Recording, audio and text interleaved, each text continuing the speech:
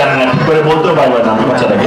তার জন্য পর জানা সবচেয়ে সোজা উপায় কি, স্কুলের পাঠ্য বইয়ে সে পড়বে, যেখানে পরিষ্কার করে সাইন্টিফিক্যালি লেখা থাকবে এক্স্যাক্টলি কি জিনিস কিভাবে হবে। আমরা সেগুলো লিখি, গভর্নমেন্ট এটা কেটে দেয়, এগুলো না, এগুলো দেওয়া যাবে না। ইলেকশনের বছর এগুলো লিখে আমাদের সমস্যা হতে পারে। তারপর আমরা চেষ্টা করে যাচ্ছি। ক্লাস 9-10 একটা সায়েন্সের বই ছিল চ্যাপ্টার 4, সেখানে রিপ্রোডাকশনের উপরে খুব সুন্দর একটা চ্যাপ্টার ছিল, বিউটিফুল চ্যাপ্টার, অনেক যত্ন করে আমরা লিখেছিলাম। কোনো স্কুলে জীবনে পড়ায় নাই, মাস্টারটা লজ্জা করে, আচ্ছা মা মুশকিল দেখি, এটা সায়েন্স, বিজ্ঞান, শরীর কিভাবে কাজ করে সেটা বিজ্ঞান, সেখানে লজ্জার কিছু নাই, আমাকে জানতে হবে, বুঝেছো? কাজে এখনো ক্লাস 10-এর লেখা হচ্ছে, সেখানে রিপ্রোডাকশনের অনেক বড় একটা চ্যাপ্টার থাকবে, অনেক সুন্দর করে আমরা লিখবো, অনেক গুছায় লিখবো আমরা।